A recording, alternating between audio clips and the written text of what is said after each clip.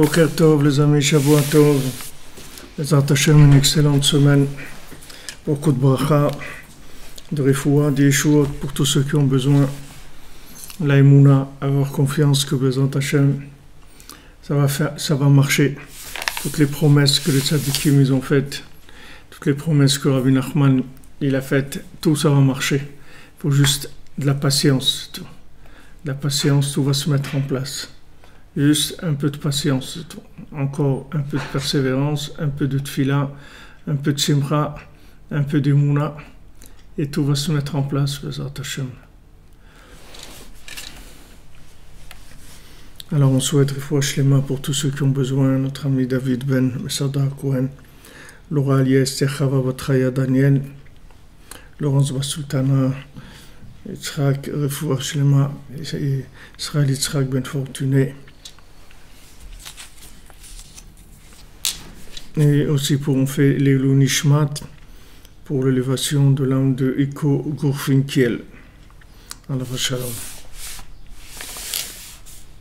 Quand on est toujours dans notre étude Bezrat Hashem sur la Torah sur 51 qui parle du Emet, la Mito, comment attacher ce monde-là, comment s'attacher à la vérité.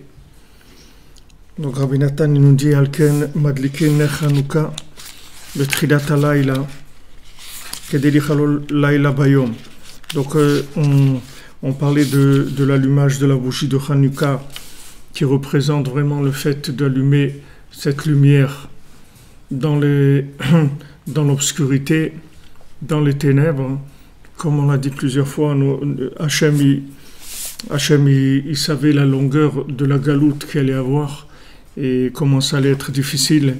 Donc Hachem il a mis en place la lumière de Hanouka après la destruction des temples, de manière à ce que on ait cette lumière qui vienne nous éclairer dans les endroits les plus bas. Donc on allume la bougie de Hanouka au début de la nuit, juste quand la nuit commence, pour pouvoir inclure la nuit dans le jour. C'est-à-dire que ce soit le début de la nuit, de manière à ce que dès que la nuit commence, on l'inclut tout de suite dans le jour. Donc par rapport à notre étude, ça veut dire que dès que maintenant on sort de Echad, c'est-à-dire on va dans des endroits ou dans des situations où on se trouve malgré nous, dans des situations qui sont loin de un, c'est-à-dire où on ne voit pas clair, on ne sait pas exactement où on va. Alors dès le début, tout de suite, il faut s'attacher à Echad, il faut s'attacher à un et parler avec Hachem de manière à établir le contact pour ne pas se perdre dans la nuit. C'est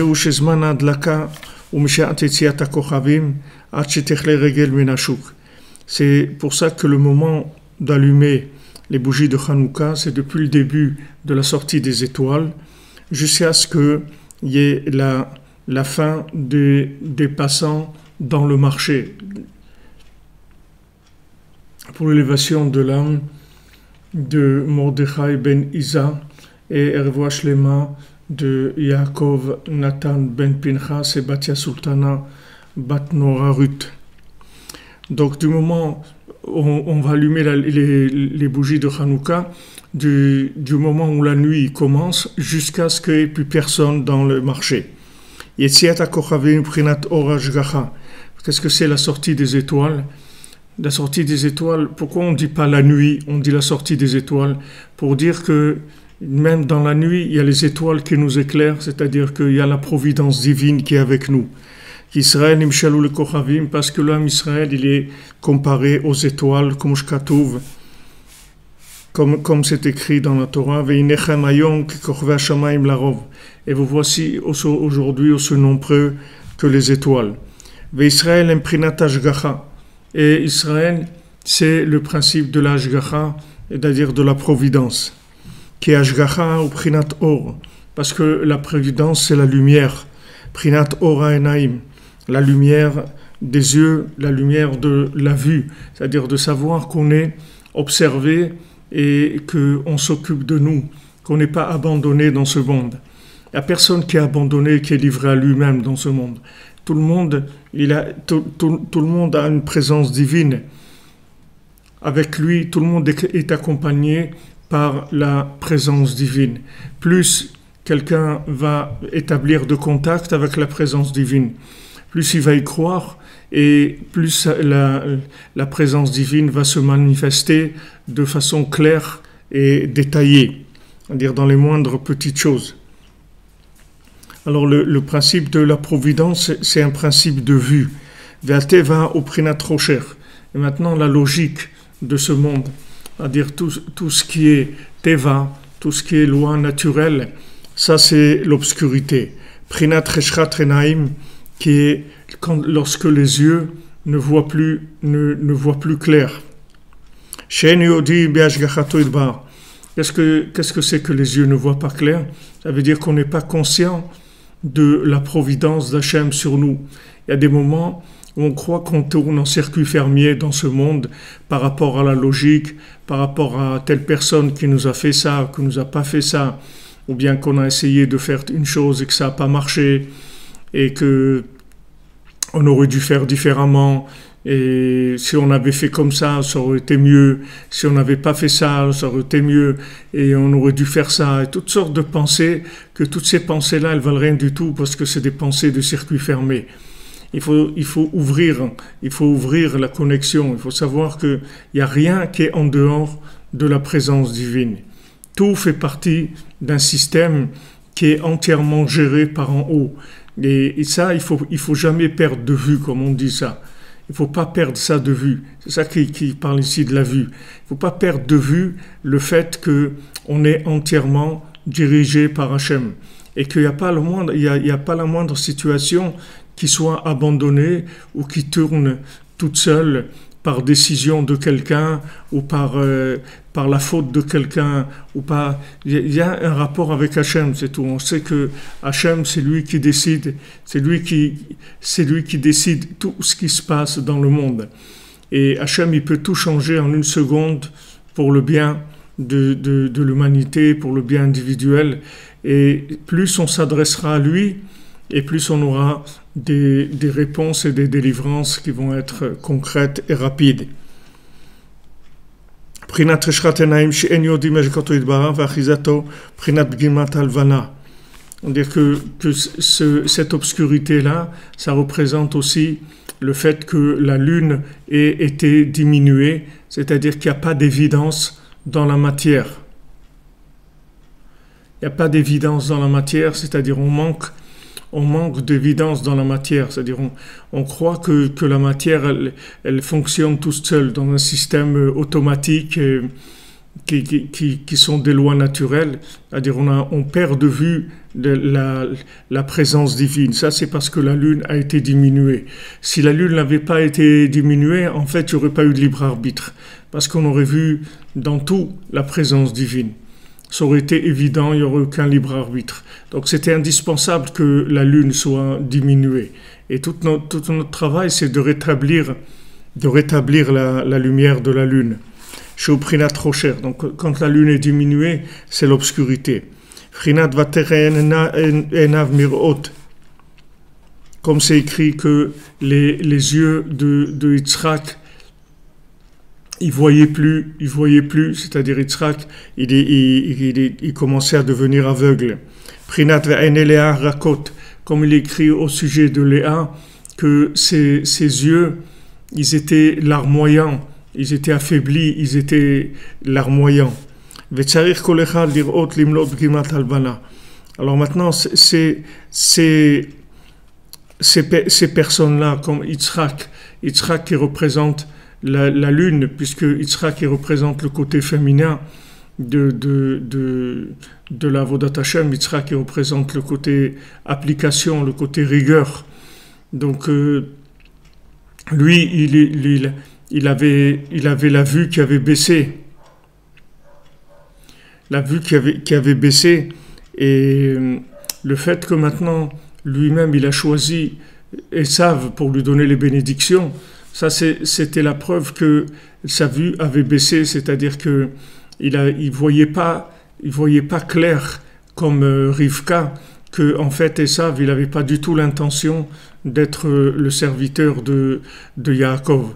Esav, il n'avait pas du tout l'intention et sa démarche, elle était mensongère et malhonnête. Mais il n'a pas vu.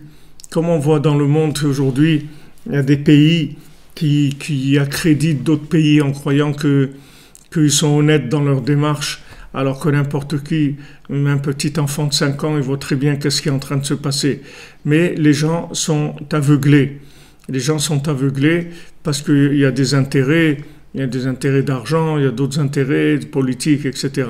Mais à l'époque de Yitzhak, son intérêt, c'était qu'il voulait la vérité. C'est-à-dire qu'il voulait que le monde soit réparé. Il croyait dans la réparation du monde.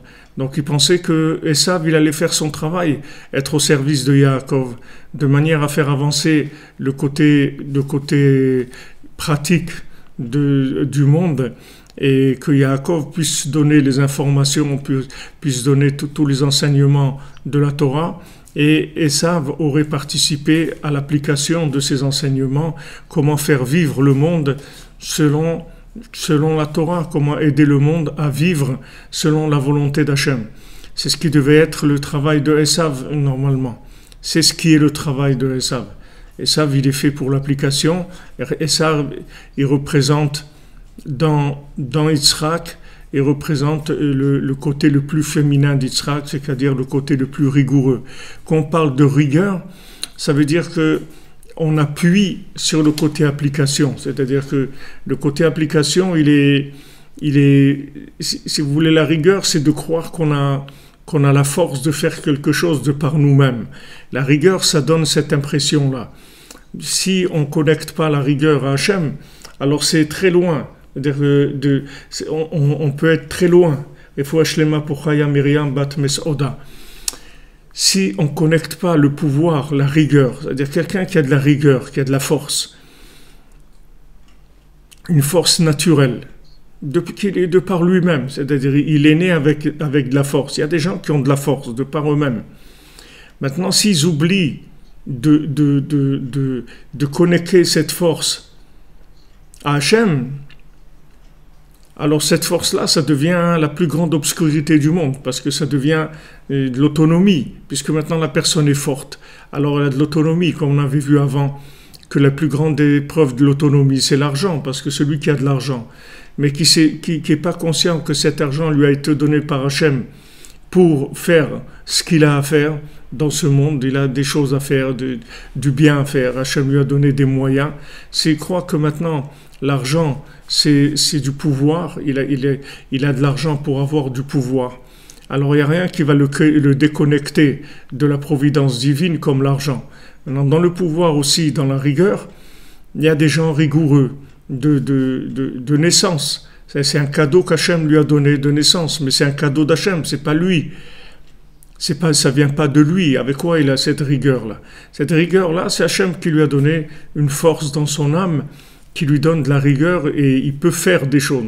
Mais son épreuve, ça va être d'attacher ça à Hachem. Maintenant, Yitzhak qui représente toute la rigueur qui manquait à Avraham Avinu, puisqu'Avraham Avinu venait d'une famille d'idolâtres.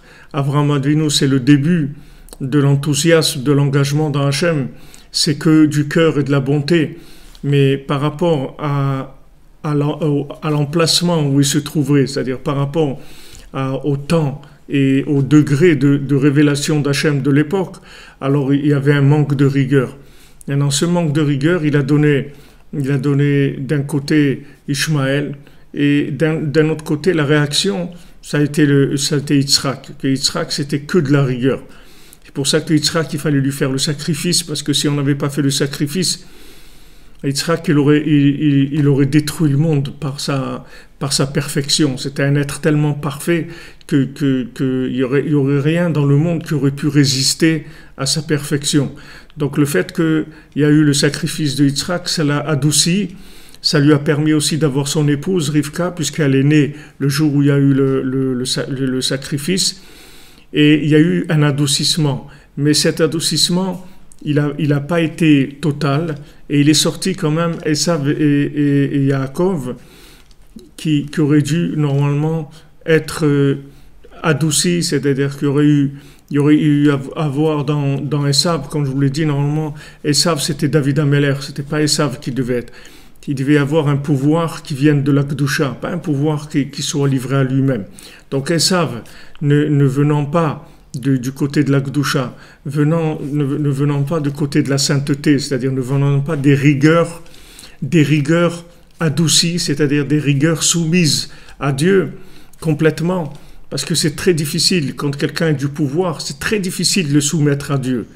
Nous, Baruch Hashem, aujourd'hui, on a au moins ce cadeau, c'est qu'on n'a aucun pouvoir. Donc on n'a pas tellement cette épreuve-là. Parce que nous, tout ce qu'on veut faire, on n'arrive pas. Donc c'est pas difficile. Nous, si on prie pas, on n'arrive à rien faire. Si on demande pas à Hashem, on va rien faire du tout. Donc pour nous, il y a une évidence que celui qui nous donne la force d'agir, c'est Hachem. Mais les gens qui étaient forts dans d'autres générations, c'était des gens qui étaient capables de faire des choses.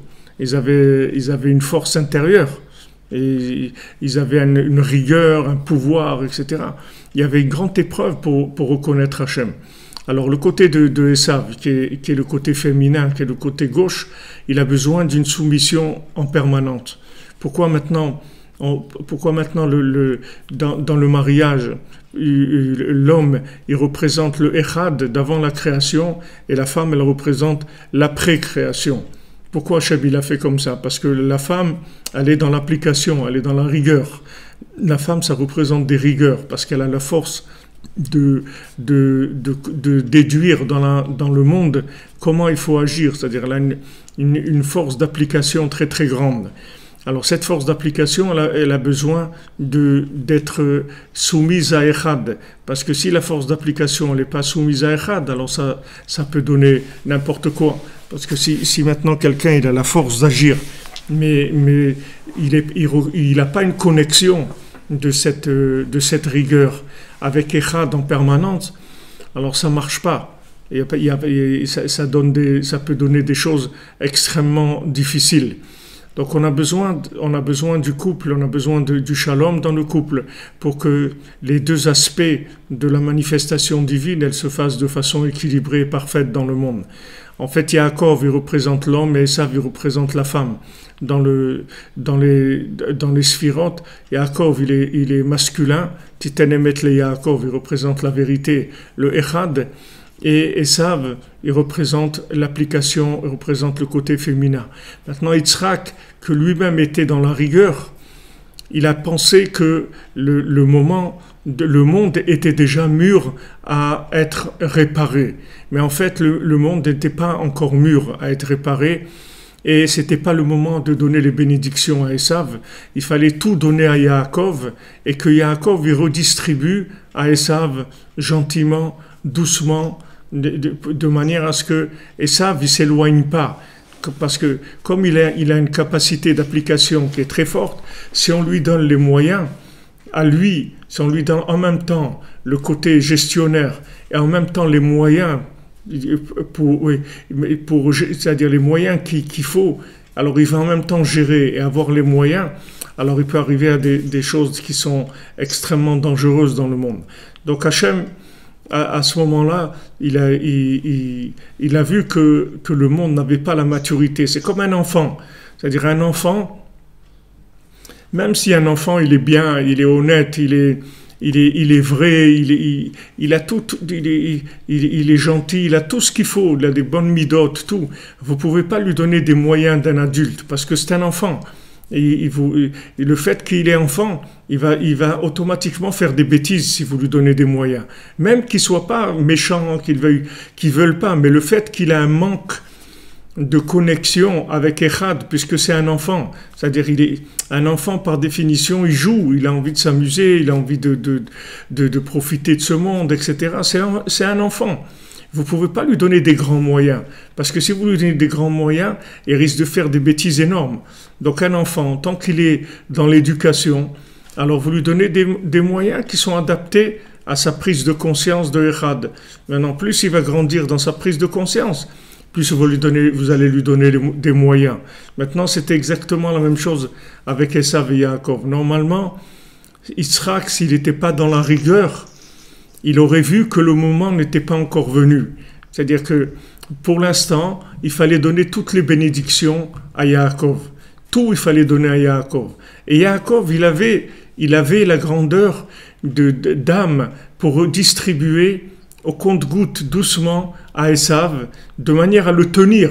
C'est-à-dire le tenir, c'est-à-dire qu'en même temps, il sente sa force dans l'application, mais qu'il sente qu'il est dépendant par les moyens. C'est comme ça qu'un couple fonctionne. C'est pourquoi Hachem il a fait que le mari va travailler, il amène la parnassa et il donne à sa femme, etc. Parce que c'est comme ça qu'on peut fonctionner normalement. Sinon, il va y avoir des exagérations. C'est-à-dire les choses, elles vont partir complètement du côté gauche. Et si le côté gauche il déraille, alors aussi le côté droit il déraille aussi, puisque si le Hémet il trouve pas où résider dans ce monde, il est perdu aussi. Donc il y a besoin des deux. Il faut que les deux ils soient à leur place. Alors maintenant, quand on est dans un schéma où c'est le début, c'est-à-dire au début, il n'y avait pas encore une maturité pour donner l'indépendance à Esav. Donc il fallait que Yitzhak il donne les bénédictions tout à Yaakov. C'est ce qui s'est passé. Mais que maintenant, le fait que Yaakov il les a prises par ruse, et que c'est Rivka qui lui a dit de faire ça, et qu'il a rusé, qu'il s'est déguisé en Esav, tout ça, ça a amené des problèmes. Ça a amené des problèmes, parce que ça a amené beaucoup de rancune, beaucoup de haine chez Esav. Parce que Esav, il a cru qu'on lui a pris quelque chose, alors qu'on lui a rien pris du tout. On lui a pris ce qui allait l'empêcher, ce qui allait l'empêcher de détruire le monde. C'est ça qu'on lui a pris. Il lui a rien pris du tout, Yaakov. Yaakov lui a dit, regarde, moi je t'ai rien pris. Toutes les bénédictions, tout, normalement c'est à moi, c'est moi qui devais recevoir ça et te les donner doucement. Mais le fait que maintenant Yitzhak il a pas fait l'équilibre, il n'a pas vu l'équilibre parce qu'il était trop dans la rigueur. Il était extrêmement dans la rigueur. Et la rigueur, ça donne automatiquement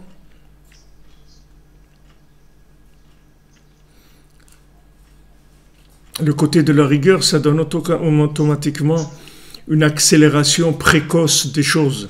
C'est-à-dire que quand maintenant la rigueur, quand une personne elle a l'impression d'avoir de la force, alors elle va automatiquement avoir tendance à accélérer par rapport à la vitesse des choses.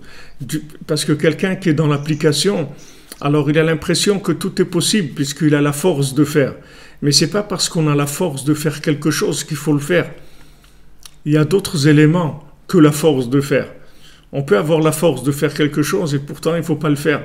Pas maintenant ou pas complètement. Et tout ça, ça demande beaucoup de connexion avec Echad pour savoir comment agir. Ce n'est pas parce qu'on a les moyens qu'il faut faire la chose. Tandis que Esav, son concept est que si tu as les moyens, tu fais, c'est tout. Tu n'attends pas, tu fais. Mais la vérité, c'est pas ça, c'est qu'on peut avoir les moyens. Et les moyens, ils sont là. Et ils attendent le moment propice pour faire, c'est-à-dire le moment où il y a la maturité, le moment où il peut y avoir un équilibre parfait entre la vérité et la émouna, c'est-à-dire l'application. Une fois qu'on voit qu'il y a un équilibre, à ce moment-là, on met en marche les moyens. Mais l'épreuve de celui qui est dans la rigueur, c'est toujours l'accélération. C'est pour ça que tous les tzadikim, sans exception, tous les tzadikim, à part Rabbi Nachman, mais tous les autres tzadikim, toutes leurs épreuves, c'était l'accélération. Toutes les épreuves des grands tzadikim, c'est d'avoir voulu amener la délivrance rapidement, d'avoir voulu accélérer un petit peu les choses. Donc Hachem, il a freiné. Moshe Rabbeinu, il a rapproché le Erev Rav et Hachem, il lui a dit, c'est bien de rapprocher le Erev Rav, c'est ce qu'il faut faire, mais c'est pas le moment. Il y avait un moment pour faire la chose. Mais Yaakov, et Moshe, il voulait le faire à ce moment-là. David Ameller, il voulait aussi construire le temple. Il a lutté toute sa vie, etc. Et Hachem lui a dit, c'est pas le moment. tu ne pourras pas construire le temple. C'est Shlomo qui va construire. Et comme ça, Rabbi Nathan, il rapporte beaucoup de tzadikim et Rabbi Nathan, il définit le Yetzer Hara des tzadikim, c'est-à-dire le mauvais penchant des tzadikim, en étant, qui vient du pouvoir. Et donc, qui dit pouvoir, il y a tendance à accélération dans le temps. La perfection, c'est d'avoir le pouvoir, mais d'attendre que ça soit le moment pour que la vérité puisse être vécue de façon parfaite. Et à ce moment-là, on met en place le pouvoir. On fait démarrer l'application. On attend qu'il y ait une maturité pour que l'application démarre. Regardez, Rabbi Nachman, il a donné tous les outils pour Mashiach. Tous les outils pour Mashiach, il les a donnés Rabbi Nachman. Et pourtant, c'était pas le moment. Et pourtant, c'était pas le moment.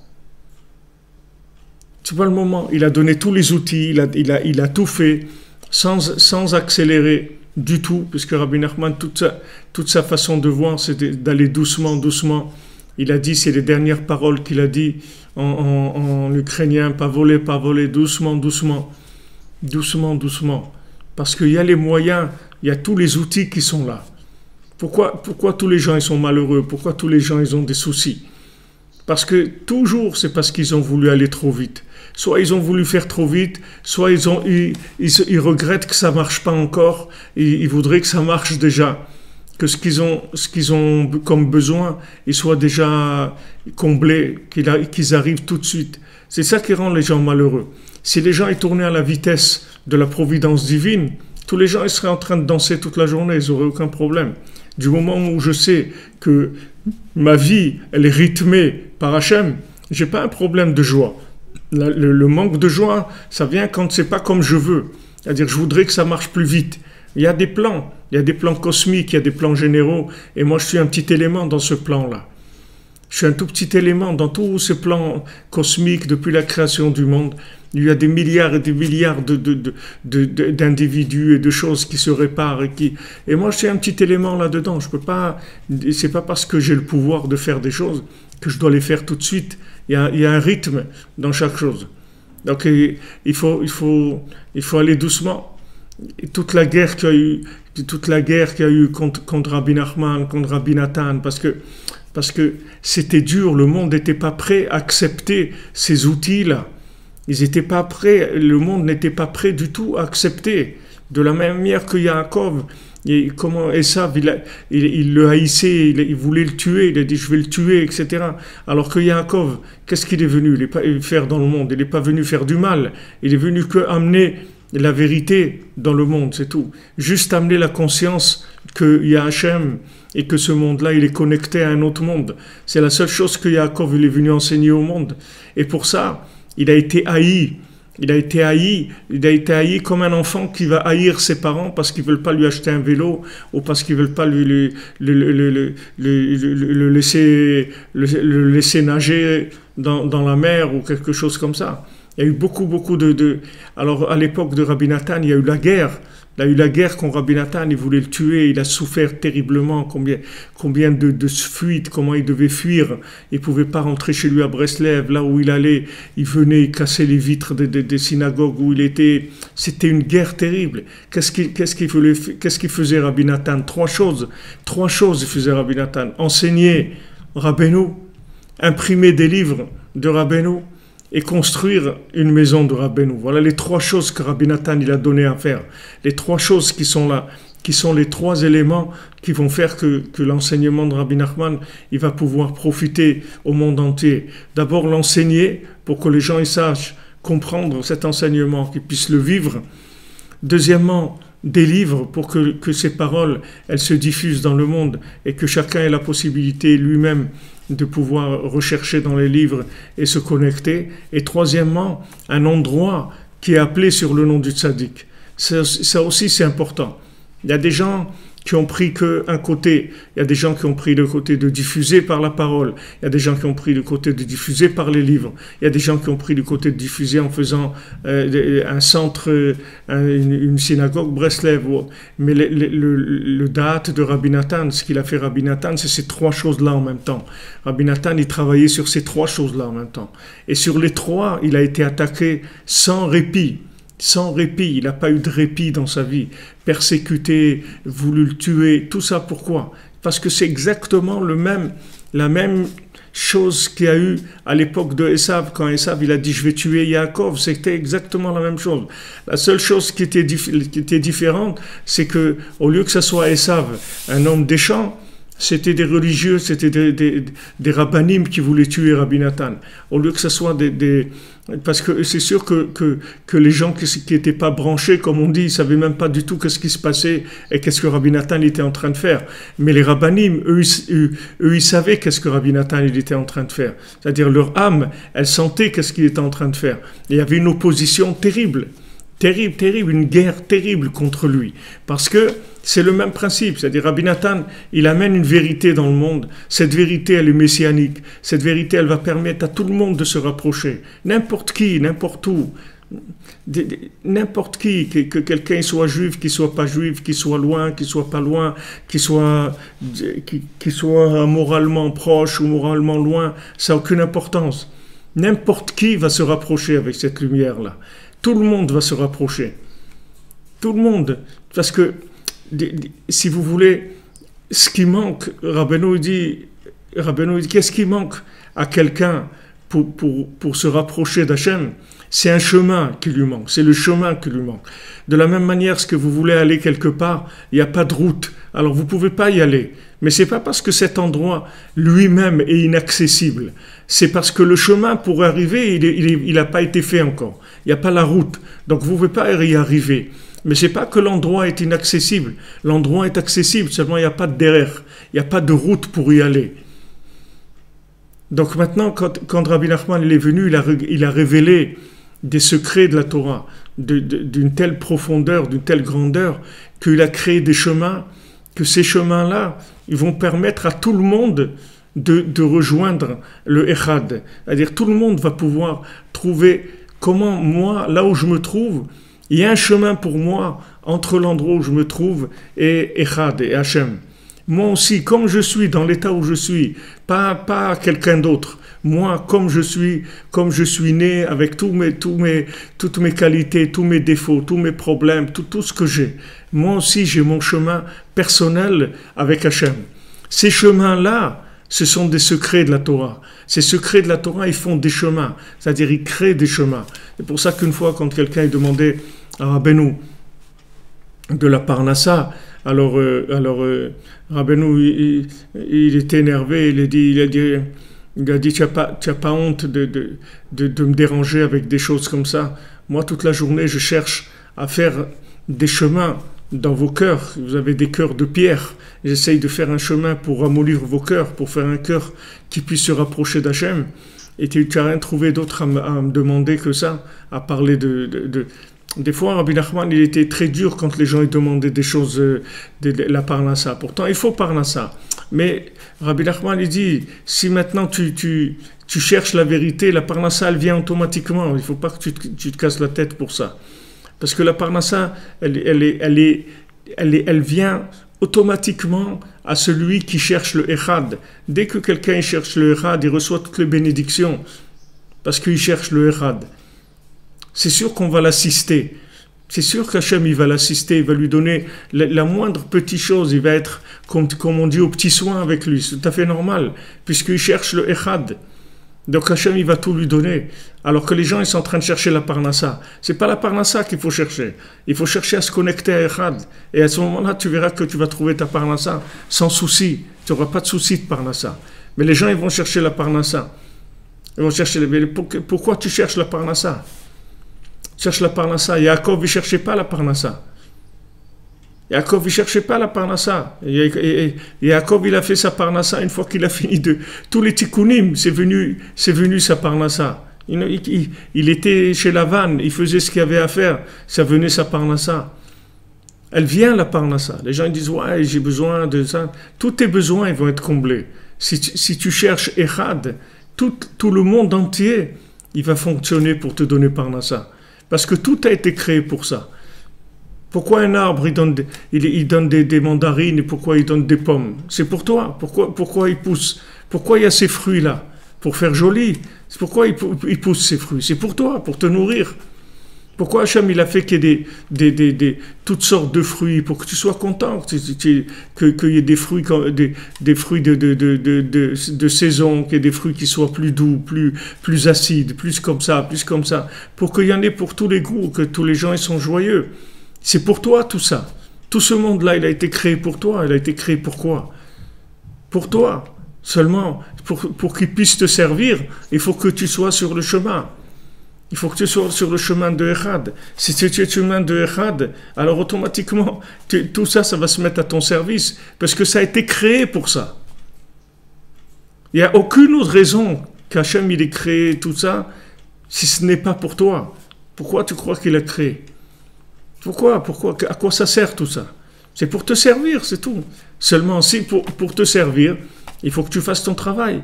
Tu fais ton travail, tout se met à ton service. Ah, tu fais pas ton travail, alors ça va commencer à être difficile, parce que tout le système, il se rebiffe, il se replie, il veut pas donner. Il veut pas donner. Il veut pas donner parce que du moment où tu fais pas ton boulot, alors le monde il se replie sur lui-même. Tous les astres ils commencent à se rebiffer, à empêcher la bénédiction de venir. Donc la bénédiction, elle est dans la recherche de Echad, c'est tout. C'est pour ça que Yaakov il a pris toutes les bénédictions de Esav, parce que du moment où Esav il a dit moi je suis pas intéressé par Echad, moi ça m'intéresse pas. Moi, je ne cherche pas l'union avec Hachem.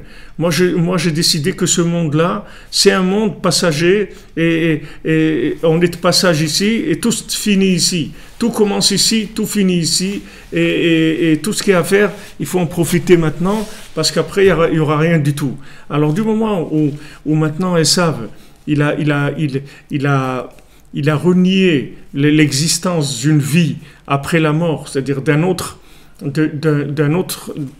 autre vie, et que cette autre vie là c'est le principal, parce que si on avait été créé que pour vivre quelques dizaines d'années, c'est vraiment dommage pour la machine et pour tous ces efforts là.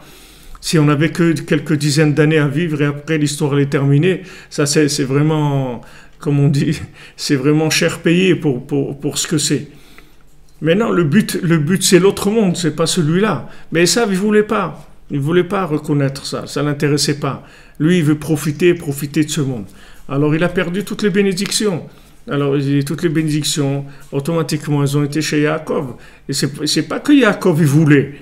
C'est Rivka qui l'a poussé. Elle lui a dit, mon fils, si tu fais pas ça, tu vas mourir. Tu pourras pas vivre. Parce que si lui, il prend les bénédictions, et toi, tu continues dans ton chemin là, tu es naïf dans ton chemin, lui, il ne te donnera jamais à manger. Lui, il va jamais venir vers toi. Donc ça va aller à la fin du monde, c'est tout. Ça va être la destruction totale. Donc écoute-moi, lui a dit Rivka, écoute ce que je te dis, et ne t'inquiète pas. Et il avait peur, Yaakov. Il dit, si mon père il me maudit, il dit, ton père il te maudira pas. Et s'il y a une malédiction, elle est sur moi, elle n'est pas sur toi. C'est moi qui te dis de faire ça. Donc Yaakov, il a écouté sa mère, il a fait ce que sa mère lui a dit de faire. Mais tout ce système-là, tout ce système-là,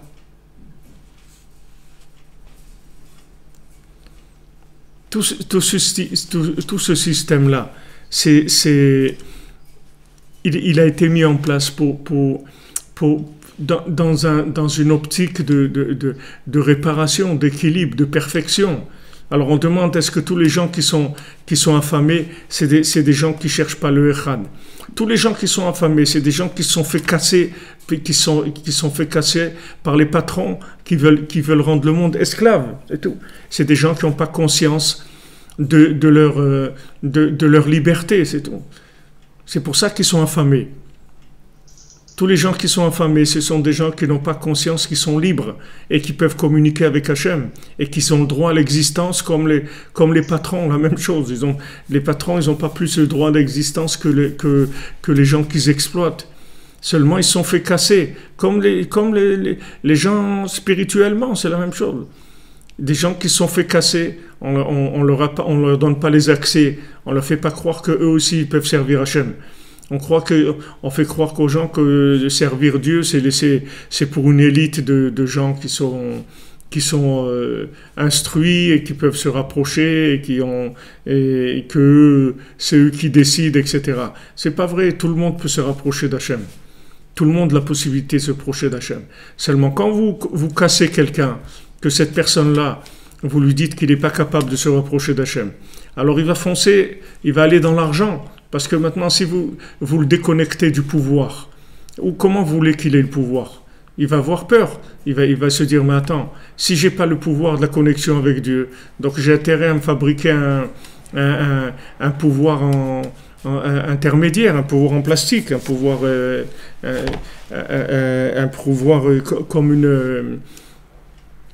comme une prothèse, c'est-à-dire un pouvoir plastique. Donc les gens ils vont aller vers l'argent. Et c'est la même chose. Vous savez, les gens qui vont vers l'argent, c'est des affamés. C'est la même chose que les gens qui sont affamés. Seulement, il y a des gens qui sont affamés, mamache, ils n'ont pas de quoi manger. Et il y a d'autres que, au lieu de passer leur vie à vivre ce qu'ils ont à vivre, ils sont en train de mourir parce qu'on les a cassés et où on leur a pas appris qu'est-ce que c'était la vie. On leur a fait croire que la vie, c'était l'indépendance matérielle, c'était ça la vie. Et que ce monde-là, c'est un monde de logique, où il y a une interaction dans la matière. Et que si tu ne te bats pas et tu ne te construis pas, tu n'auras pas d'avenir. Mais l'avenir, c'est quoi l'avenir? L'avenir de quoi? C'est quoi l'avenir? L'avenir, c'est quoi? C'est d'avoir 2 voitures et 3 maisons, c'est ça l'avenir. Et après tout ça, qu'est-ce qu'il y a après tout ça? Donc, c'est la même chose, c'est-à-dire, on a fabriqué des affamés matériellement parce qu'on les a rendus esclaves, mais on a rendu aussi des gens qui sont comme la Torah dit, les Houtim. Ils ont un enthousiasme délirant pour l'argent. Un enthousiasme délirant pour l'argent. Pourquoi? Parce que du moment où quelqu'un, vous ne lui avez pas montré qu'il peut être connecté, donc il va courir vers l'argent tout de suite. Il n'a pas d'autre possibilité. Si maintenant, ni il est connecté, ni il a de l'argent, ben c'est la mort après, il n'y a plus rien. Donc maintenant, quelqu'un que vous ne lui avez pas appris la connexion, vous lui avez appris du Esav, vous lui dites non, cher ami, ici, chacun pour soi, hein, il faut se battre, et si tu n'as pas un métier, une formation, ben, tu n'arriveras nulle part hein, dans la vie, tu vas rien faire dans ta vie. Alors il faut que tu bosses et trucs, etc., et il faut ça, il faut ça, il faut ça. Et après, quand il se réveille, il est à la retraite déjà, et qu'est-ce qu'il va faire? Il est déjà fatigué, il n'est pas... C'est-à-dire, on rend les gens esclaves. C'est pas que les gens affamés qui n'ont pas de quoi manger. Même ceux qui ont beaucoup de quoi manger, qui ont énormément de quoi manger. Eux aussi, c'est des affamés. Parce que c'est des gens, ils sont affamés d'argent, c'est la même chose. Ils sont affamés de pouvoir. Du pouvoir pour subsister dans ce monde. Mais il faut beaucoup d'argent, parce que si jamais il y a une guerre, et si jamais il y a ça, et si jamais il y a l'autre, parce qu'ils ne sont pas connectés. C'est exactement pareil. Donc toute cette vision-là, qui est la vision du côté rigoureux, c'est-à-dire le côté rigoureux, c'est-à-dire avoir du pouvoir, où celui qui a le pouvoir, il a une tendance à l'exploiter de façon exagérée. C'est-à-dire il n'a pas la soumission du pouvoir totalement à Hachem. Le pouvoir, il faut le soumettre à Hachem, qui est un malchut shel chahi. Le pouvoir, il appartient à Hachem. Et si maintenant j'ai été doté d'un cadeau à la naissance, où j'ai des forces personnelles, j'ai une rigueur par rapport à moi-même, je suis capable de faire des choses, de me prendre en main, etc. Il faut savoir que tout ça, c'est un cadeau d'Hachem. Et ce cadeau, maintenant, il faut que je le gère exactement comme quelqu'un qui n'avait pas de pouvoir et que Hachem lui a donné le pouvoir. Donc vous voyez, David Ameller, il représente le pouvoir messianique, parce que justement, c'est un homme qui n'avait aucun pouvoir de par lui-même, qui n'avait pas le droit à la vie, puisqu'Adam Arishon lui a donné 70 ans de sa vie, Et dans cette conscience-là, il développait un itfila. Moi, je suis prière parce que je ne peux vivre qu'avec la prière. Sinon, j'ai aucun pouvoir. Ah, maintenant, il y a d'autres qui avaient du pouvoir de par eux-mêmes. Mais ces autres-là, ils avaient une épreuve qui était beaucoup plus grande que David Ameller. Nous, maintenant, dans l'époque messianique, on ressemble beaucoup plus à David Ameller que aux autres, puisque maintenant, on est tellement affaibli dans notre rigueur et nos pouvoirs personnels qu'on est amené vers la prière. Comme Rabbi Nachman dit, tout le monde va venir à la prière, parce que c'est la seule chose qui va rester. C'est-à-dire tout le monde va prendre conscience que s'il veut quelque chose, il n'y a que la prière qui va l'aider à avancer, à aller vers ce qu'il doit obtenir, et il n'y aura pas d'autre solution. Donc nous, on est amené par la force des choses à ça. On est amené à cette vérité-là par la force des choses. Hachem, il nous a amené doucement, doucement, il amène l'humanité à la prière, c'est-à-dire à la connexion à Echad, qu'on le veuille ou pas. C'est-à-dire c'est la seule chose qui va rester. Et maintenant, des gens qui sont capables de par eux-mêmes, il y en a de moins en moins. Il y a beaucoup qui font semblant. Il y a beaucoup qui font semblant d'être capables, mais c'est pas des vrais capables. Ce sont des gens, ils utilisent les nerfs, mais ils n'utilisent pas la force. Ils n'ont pas de force. Ils ont des forces nerveuses, mais les forces nerveuses, c'est pas de la rigueur. La rigueur, c'est pas nerveux du tout. La rigueur, ça vient pas des nerfs du tout, du tout. Les nerfs, c'est juste une utilisation de batteries de réserve qu'on n'a pas le droit d'utiliser. On n'a pas le droit d'utiliser le système nerveux. Il n'est pas là pour permettre à la personne de faire des choses que normalement elle n'est pas capable de faire. Celui qui utilise ses nerfs pour faire des choses qu'il n'est pas capable de faire, eh bien, il va finir en dépression, il va finir complètement à plat. Pourquoi? Parce qu'il a utilisé la batterie qui sert à faire fonctionner son système, il a utilisé pour faire des choses qu'il ne pouvait pas faire. Et ça, on n'a pas le droit de faire ça. Si tu veux faire quelque chose et tu n'es pas capable de le faire, tu demandes à Hachem qui te donne la force de le faire, c'est tout. Et tu attends patiemment. Tu demandes, jusqu'à qu'Hachem te donne la force de le faire. Mais tu n'as pas le droit d'utiliser tes nerfs pour faire des choses, parce que ces nerfs-là, tu en as besoin. Ils sont là pour une vie entière et tu vas en avoir besoin toute ta vie. Et si tu les uses avant la fin, eh ben, ça ne se recharge pas. Ce n'est pas une batterie qui se recharge. Elle ne se recharge pas. Une fois qu'elle est vide, elle est vide.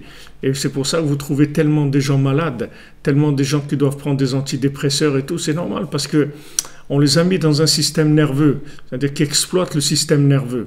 Tu vas faire des choses, ouais, tu peux y arriver, il y a pas de... mais la personne, quand vous lui dites tu peux y arriver, et qu'elle voit qu'elle n'arrive pas, alors qu'est-ce qu'elle va faire? Elle va utiliser son système nerveux pour se forcer à faire les choses. Alors que si maintenant vous présentez les choses à la personne en disant regarde, il y a des choses que tu peux faire et des choses que tu ne peux pas faire. Ce que tu peux faire, il faut que tu le fasses et que tu remercies Dieu qui t'a donné la force pour faire ces choses-là. Et ce que tu ne peux pas faire, tu demandes à Hachem. Mais tu ne peux pas utiliser ton système nerveux. C'est trop facile, c'est de la triche. De la triche. C'est comme si on vous a donné une batterie pour l'éclairage et les trucs et vous l'utilisez pour autre chose, pour faire autre chose avec. Mais après, vous n'allez plus avoir de lumière. Et après, vous allez rester dans l'obscurité, c'est tout. Alors les gens, on fait des systèmes qui sont au-delà des forces de l'individu. Et on oblige l'individu à fonctionner dans ce système. Et la personne, elle tire sur ses nerfs, pour pouvoir être à la hauteur. Et à la fin, les nerfs, ils craquent, c'est tout. Et quand ils craquent, c'est fini. Vous ne pouvez plus faire semblant. Il n'y a plus de semblant. C'est fini. Quand ça craque, c'est fini. Il n'y a plus rien qui marche. Alors il faut faire attention. Il faut gérer ses forces avec de la chorma. Il faut une sagesse pour oser.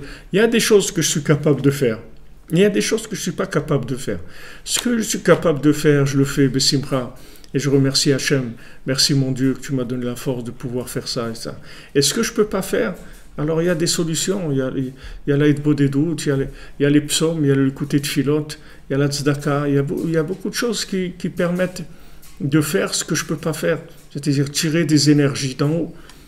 Me brancher sur un circuit électrique. Il y a des circuits électriques, il y a des bornes électriques dans le monde entier, Baruch Hashem. Hashem, il en a placé partout, il y en a partout. Il faut se brancher sur ces bornes. Il ne faut pas essayer de résoudre les problèmes d'énergie de par soi-même.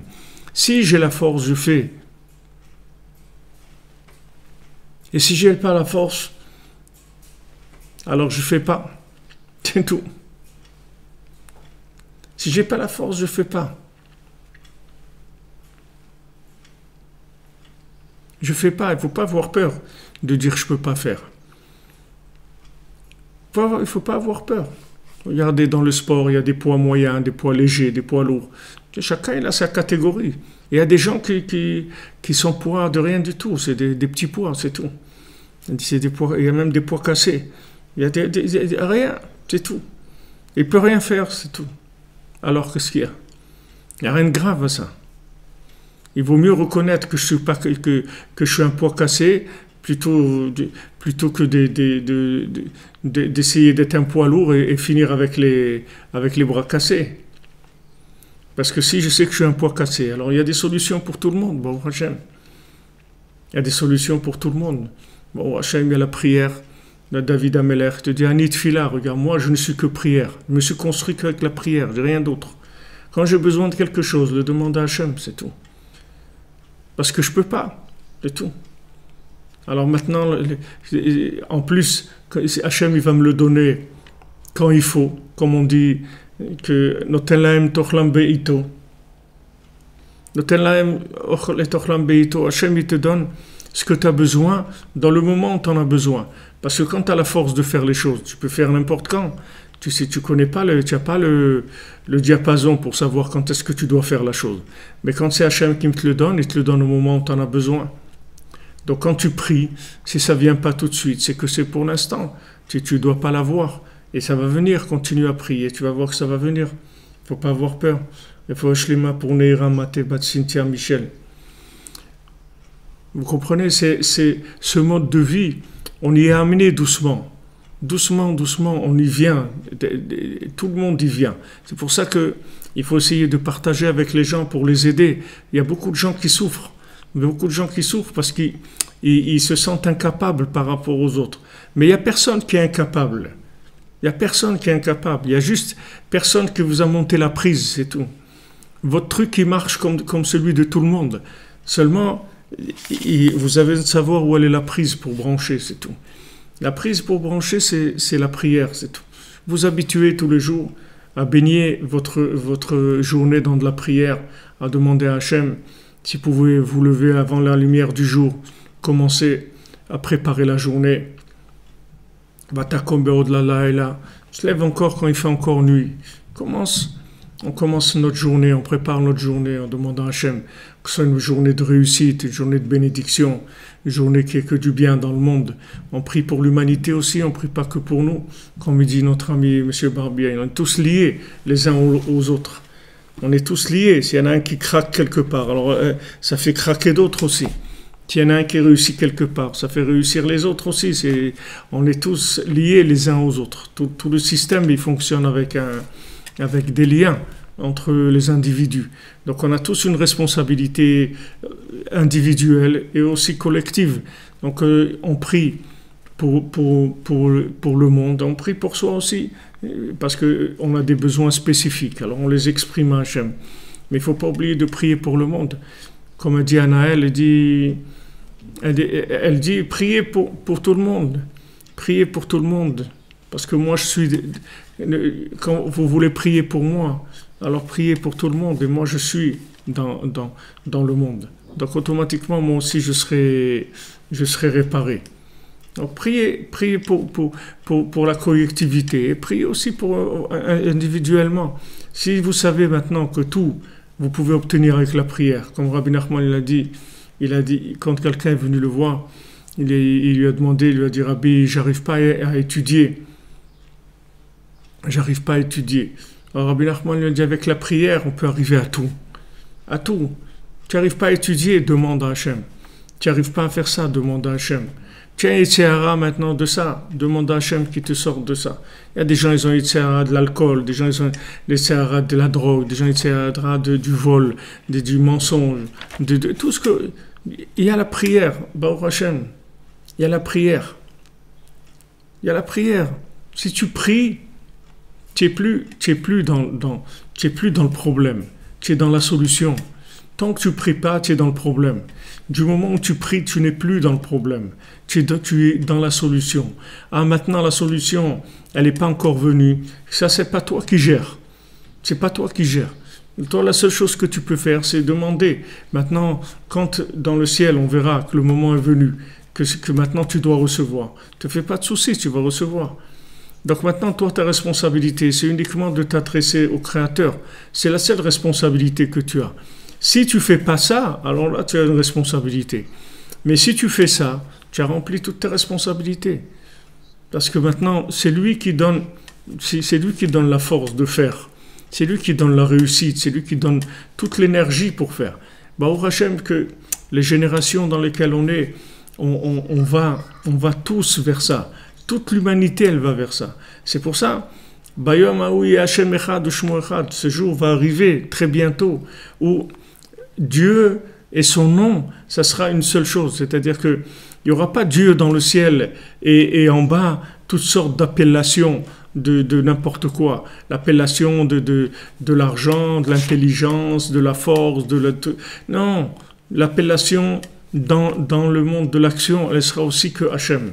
C'est-à-dire, on appellera Hachem, on nommera Hachem sur chaque chose, parce que tout, on l'aura obtenu par la prière. Tout, on aura obtenu par la prière. Et ce que vous obtenez par la prière, d'abord, c'est éternel. C'est pas comme quelque chose que vous avez obtenu en vous battant. Ce que vous avez obtenu en vous battant, d'abord, vous ne savez même pas si c'est à vous, si c'est ça que vous deviez faire ou pas. Vous ne savez même pas. Bon, ok, vous avez envie de faire quelque chose, vous avez envie de vous le faites. Mais qui est-ce qui vous a dit que c'est ça qu'il faut faire? Vous ne pouvez pas savoir. Si vous ne priez pas, vous ne savez pas. Vous dites, peut-être c'est ça qu'il fallait faire, peut-être c'est pas ça qu'il fallait faire. Donc maintenant, pour qu'il y ait l'appellation d'Hachem sur mes actions, il faut tout le temps que je le mette en avant. Et on va vers ça. On va vers un moment où une période du monde où on va enseigner à tout le monde le contact avec Hachem, le lien avec Hachem. Rabbi Nachman il dit que on va arriver à un moment, l'Aïd Bodedout, ça sera quelque chose pratiqué par tout le monde. Tous les gens ils vont faire de l'Aïd Bodedout. Comme quelqu'un le matin, il va courir, il va faire du footing et tout. Combien de gens ils vont courir le matin? Ils vont faire.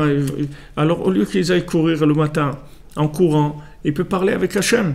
Qu'est-ce qu'il est en train de faire en courant? À quoi il pense? Alors, il peut parler avec Hachem. Il peut préparer sa journée, la même chose qu'il prépare son corps et peut préparer son âme aussi à vivre et son corps aussi à vivre ensemble, à vivre connecté avec Hachem. Ça, il peut le faire. Donc, on va avec des générations où tout le monde va pratiquer ça. Sans exception, tout le monde, tous les individus sur Terre. Parce que tout le monde va prendre conscience qu'en fait, il n'a plus de force de faire des choses.